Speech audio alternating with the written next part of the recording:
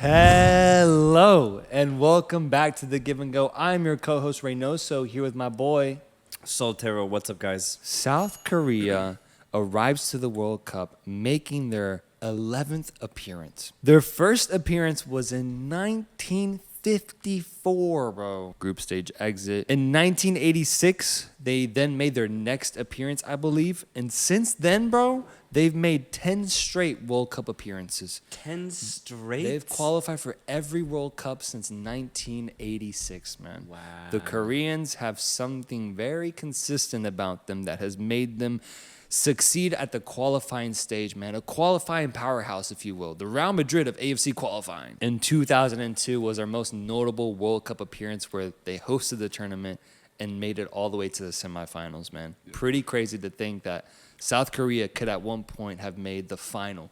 And they only lost to Germany 1-0. Jesus. So they didn't get blown out or anything. They still had to work for it. Since then, though, 2014 and 2018 have been group stage exits as well. So not much success for the South Koreans since then. The 2022 cycle comes up and they managed to get second place in Group A with 7 wins, 2 draws, 1 loss, a total of 23 points in their qualifying group. They get drawn into a really interesting group, Group H, with Uruguay, Portugal, and Ghana. The biggest question for this South Korean team is there enough quality, man? Is there? Because they have been unable to make it out of the group stage for the past 2 World Cups. And even beyond that, I don't think they've managed to make it out. They really struggle with group stage qualification. Is there enough quality now to be drawn into a group with giants in Portugal and Uruguay that really do prove to be a really tough test? Does South Korea have the quality to overcome the South American and European football? For me, I really do struggle to tell how good the South Korean side actually is. I go back to this 2022 qualification cycle where I thought they were in a notoriously very easy group with sides that could not score. UAE, Syria, Lebanon, just to name a few. The only other team I thought that was a true opponent for Korea was Iran. Thing is, they only play each team twice, so they got to play Iran once on the road, which they actually did lose, and they played them once in Korea, which they actually did win. So other than that, man, have we really seen Korea get tested? I know they had a couple of friendlies against bigger sides because I think the Federation noticed that. They're like, we have not been tested, at least not in the way that Saudi Arabia, Japan, and even Australia have been tested in their respective Asian qualification group. And in those friendlies, it was also kind of tough to tell. They played against, I think, Brazil and, did lose by, I think, a decent margin. Is South Korea part of this Asian progression that we've been talking about? I'm really glad you brought that up because that's the first question that I asked myself. Am I as hyped about South Korea as I am about Japan, Saudi Arabia, even Iran? Well, you might ask, why am I giving Iran credit when they're in the same group as South Korea? Well, my immediate response to that is Iran qualified in immediate fashion, and they did so in a dominant way. Whereas Korea, I didn't see anything new from this Korean side. Sure, they've made it to what now, 10 straight, whatever that ridiculous number is. But, I mean, Japan have made it to a good amount since, 2002 or 1998. But we've seen Japan have a lot of highs, and we've seen Japan have a lot of lows. Right now, my prediction was I think Japan's on a somewhat of a high, right? But for this Korean side, man, I almost see them doomed to play this weird mid-table type of role in the international football landscape, where they're like the Getafe they're like the Getafe of the World Cup, where they're always gonna be there. They're gonna play well. Like, it's rare that a team like Getafe gets blown out, but they're not gonna crack into the top 8. Hell, they might not even crack into the top 16 of this World Cup, man. And I have seen South Korea play very well and very stoutly in 2010, in 2014, even in 2018, the miracle of Kazan. And one of my favorite moments where Mexicans around the world rejoice at the sight of a Korean because of what they were able to do against Germany in that last match day. And it was a beautiful moment and a moment that everyone was proud of, but that's the thing. Koreans were really proud of the moment too, but it was a result that didn't even get them past the group stage. Yeah. That's what they celebrated. And that's what I'm kind of getting at, is that I think it's almost in agreement that when people look at this Korean side, they say, look, there are some good talents here. But do we really expect anything out of this team? I've talked about Costa Rica being one of the weaker sides of this tournament. I've said Australia might be one of the weaker sides. Holistically, man, I think Korea might be a part of that. What sets them apart is that they have a true star in Heung-min Son. And I mean a true star. True. And so that might be enough to actually separate them from worst team category like Australia and Costa Rica. And I'd be willing to actually give that up and put Korea maybe in a category above that. But holistically, the way that I view this Korean side going into this World Cup, man, I just don't know if there's a lot of positives really to be had, man. I'm going to be completely honest. I think that's what differentiates them is the heights that certain players can achieve. You mentioned Son, and that's a big important one with he's going through a bit of an injury right now, and it's the same as Mane. Like there's questions of if he will be available for the World Cup. It does look like he will. It does look like he will. This one looks more positive because I think it's like facial, right? Yes. And so it's not like it's a knee or something it's an eye bad. fracture or something. Okay, yeah. Yeah, so there is a bit more optimism, but still, man, like that sucks. The fact that it fell on him, bro, not any other player, it's so scary. Especially if you're South Korean. 2022 is a little bit different. It's a little bit different. Kim, the center back from Napoli, I think is playing at as high of a level as Son is offensively. I think he is the equivalent defensively this season. Being a part of the Napoli squad that I mentioned, if you have that Napoli badge attached to your name, I value you very highly. It doesn't matter how many minutes you play. If you play for Napoli right now, you're in good shape, you're in good form. Thing about Kim is that he's actually very, very important to Napoli's success, bro. And it's been incredible to see. And I've actually become very akin to his rise this season. It's so dope to see how he's been able to, honestly, man, he played better defense in that game against Liverpool than Van Dijk did, bro. Yeah. He outplayed him completely. And he's going up against really big European talents and every single game showing why he is one of the most underrated center backs in the game right now and just showcasing his talent. So I really do want to highlight him because obviously Son gets a lot of the accolades and a lot of the credit and the attention, but there's a player that's just as good in the back right now, at least in terms of form, that deserves a bit of a mention. The rise of Kim Min-jae has been so timely for this Korean side because you said it. Korea are set to have an offensive leader in Heung-min Son, and we'll get to that in a second. But they have found an incredible guy to rely on in Kim Min-jae. We already said it, actually, I think, in a previous episode when I think we were talking about Argentina. We were talking about how Kim Min-jae has gone to this Napoli side and completely filled in the boots that Koulibaly left. But it's crazy how well he's done it, man. Yeah. He came in and essentially Napoli did not lose any sort of quality at the back because Kim has gone in and played very dominantly, bro. An incredible center back, and where I think he really thrives is just his one-on-one defending. Like you said, kind of like a Van Dijk in how effective he is on shutting down pretty much any opponent that tries to go at him. He's a monster in that box, and he gets big, bro. He gets really big. And as far as like Asian defenders goes, I think it's clear that Kim Min-jae might be the most talented Asian defender like of this generation right now. I really can't think of another maybe Japanese or Korean. Tomiyasu maybe, but he hasn't reached the heights. Yeah, and that's different because I think Tomiyasu has more of an offensive role to play. Yeah, absolutely. I think he does. But solely from a defensive perspective, dude, Kim is incredible. And we could talk about maybe some of the Japanese legends, like maybe Mayo Yoshida when he was in his prime. But Kim might be getting already very close to that. And he's in his first year in Italy, which is incredible. Yeah. So to have that at the back for Korea, dude, honestly, it's needed. It's necessary in my opinion. And they're going to use every ounce of blood, sweat, and tears that Kim Min-jae has to offer for this Korean side. I know he's very proud to represent this Korean national team as this entire squad is. So I'm excited to see how he leads this back line. We've said it before. There are teams that rely on a singular center back to just be the rock for that defensive line, and it's going to be the same thing for Kim and this Korean side. Yeah, it completely rides on Kim, bro. It completely rides on him, man. Completely. We've highlighted an offensive player. We've highlighted a defensive player. Let me highlight a midfield player, and Jae Sung Lee, who plays in the Bundesliga right now for Mainz. He is one of the more prominent players for South Korea because one thing that I do want to know, I guess a criticism about the South Korean team is that unlike other AFC squads, you look at Japan, we just did our whole deep dive on them, they have a lot of prominent European talent, bro. They do. South Korea, outside of these players that we're mentioning, all play in Asia, bro. And more specifically in South Korea. Yeah, that's crazy. And I think that in 2022, that's a point of concern. You got to keep up. You got to keep up with the rest of the talents here. Even Iran has a bunch of talent now in Europe as well.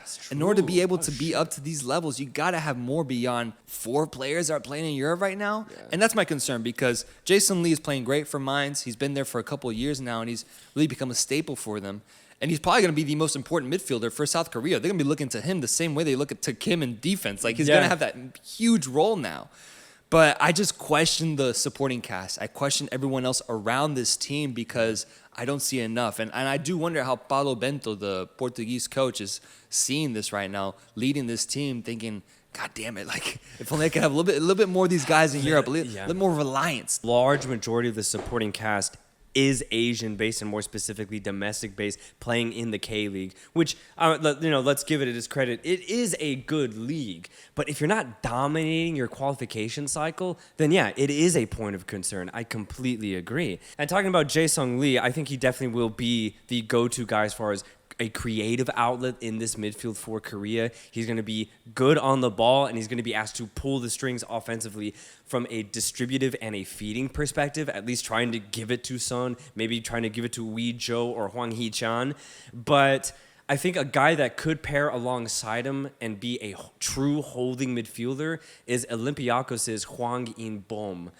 Actually an ex-Vancouver midfielder who went to Russia, had a really good season there, and due to the war was able to leave and has found a home in Olympiacos and has done well. So he's a good midfielder that has played abroad in Europe, still in Europe now in Greece, playing at a good level. He's not going to be asked to create whatsoever.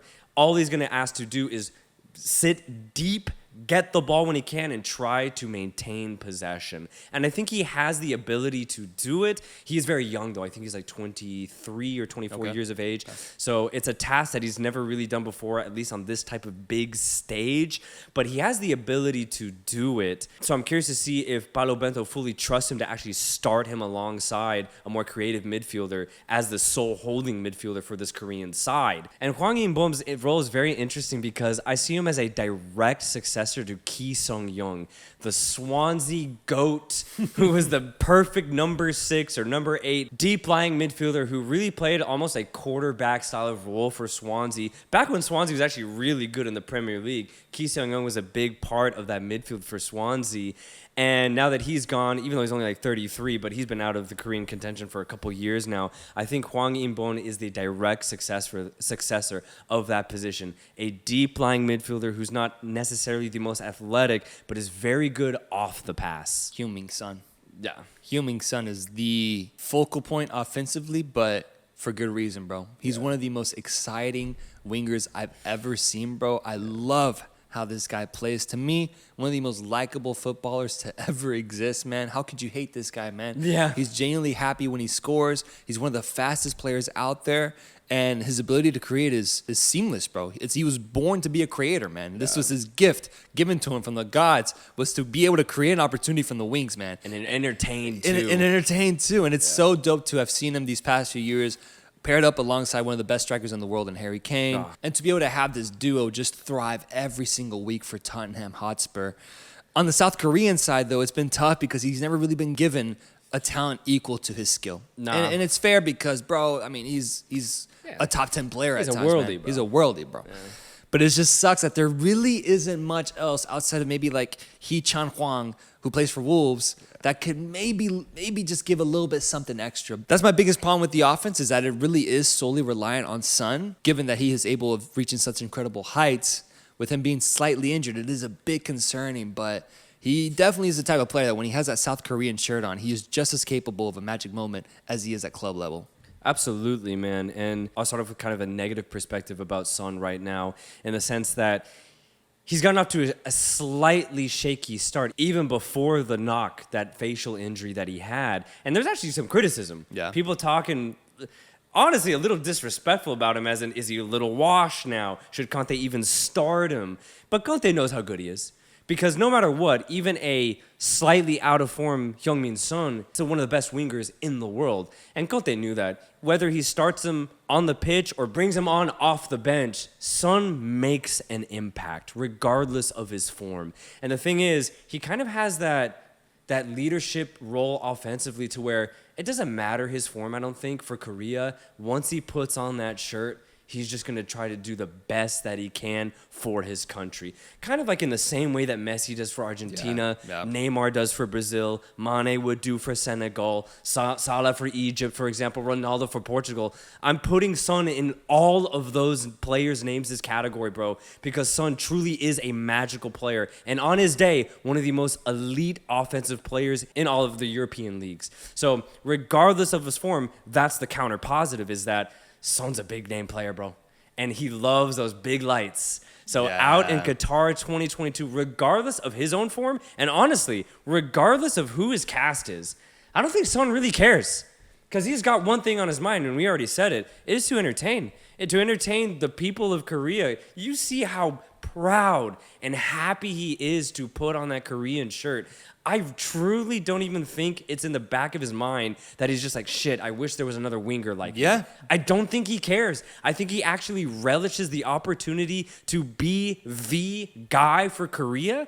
And my God, at least it's Son, because what an entertainer he is out on that wing. But as you already kind of pointed out, talking about players who just don't even come close to Son's caliber, I do think Hwang Hee-chan will probably be the go-to right winger out on the opposite side of Son. But yeah, man, I mean, when you look at him, or even if you look at the striker position, for example, I think Wee Joe might get the start at number 9. Dude, there's no output. And I mean none. If Son is scoring 20, 25 goals a season, the rest are scoring like 1, 2 goals, bro. It is so bad, man. And the thing is, it's not like it's Hwang Hee-chan's fault. He's just in a system at Wolves where he's not really asked to score. He's just asked to work. And maybe that could be good for Korea because you know he's going to track back. You know he's going to get physical. And you know he's going to try and drive. He's going to try and penetrate to the best of his skill that will allow him to. But I mean, the idea that he just doesn't score, doesn't really create, it just doesn't bode well for Korea as a whole offensively. And then Wee Joe, the number 9, not scoring in Greece right now. Actually, does also play with Olympiacos with Hwang In-beom, but I think he's got like one goal this season, and they're already talking about, he's on loan in Olympiacos, they're already talking about sending him back. God. So it's just like the rest of Son's offensive cast, man, just are not outputting whatsoever. So yeah, that's what Korea have, man. That's what they have to rely on. And yeah, I guess let's just see what we think about this Korean side going forward, bro. I'll say this, man. I'm truly am thankful as a Mexico fan for what South Korea did in 2018, man. Yeah. Without that performance, we don't make it to the round of 16. And South Korea came through. We showed up to the South Korean embassy in Mexico. It became a cultural moment for everybody involved. So because of that, I'm not going to predict that Korea lands in 4th, bro. I think there truly is a far worse team in this group, which is Ghana, bro. But I do think they will not make it out of the group because there are just 2 teams here that are way too motivated, have way too much of a destiny to fulfill in this tournament that I just don't see South Korea getting in the way of. Uruguay is playing really good going into the tournament, and their players are high quality, versus Portugal, who is one of the deepest teams at this tournament as well. South Korea gets 3rd place, and I hope that maybe throughout these next 4 years, they can find a way to develop more talent, send more talent over to Europe, so that hopefully in 2026, they can become a more prominent AFC side looking to finally make it to a round of 16. Yeah, I see essentially a repeat of 2018. I think Korea will get beaten in their first 2 games, no matter who it realistically is, and maybe in that 3rd game, they just say, fuck it, let's go all out offense, and maybe we get a goal. And maybe that's where they get their 3 points and put them in 3rd place, but I just do not see a way out for Korea in this group. And actually, similarly, you said there's already 2 teams in this group that are just so much better than them in Uruguay and Portugal. I saw the same thing back in 2018, whether it was Mexico, Sweden, or Germany, man. So I think this group is just equally as tough, and I don't see this Korean side having made as much progress over these last 4 years. So I see a very similar outcome. But hey, I hope Son just goes off. I hope we have a beautiful, classic sunny moment, man. And hey, maybe the rest of Korea tries to mimic that spirit that they gave against Germany. If they could do that somehow, That's a different tournament. If they could somehow do that in every single game, starting with that opener, then Korea will have at least a shot at 2nd. I still don't think it would be guaranteed, but they would have a true competitive shot. Because at the end of the day, these K-League players, and some of them actually do play in Qatar and in Saudi Arabia, these players actually are talented. There is good quality in this squad. I'm not calling them the worst team at this World Cup. I just think they're in a tough group. Yeah. So at the end of the day, my final prediction is I just don't think they will get out. And that is South Korea, folks. Let us know. Do you think this team gets out of the group alive? Will they finally be able to do it? Or will they end up in 3rd or 4th place? Make sure to comment, like, and subscribe to keep updated with this as we continue releasing more deep dives. The World Cup is right around the corner, man. It's right around the corner. And so I can't wait, bro. I can't wait until then. We'll see you guys soon. Peace.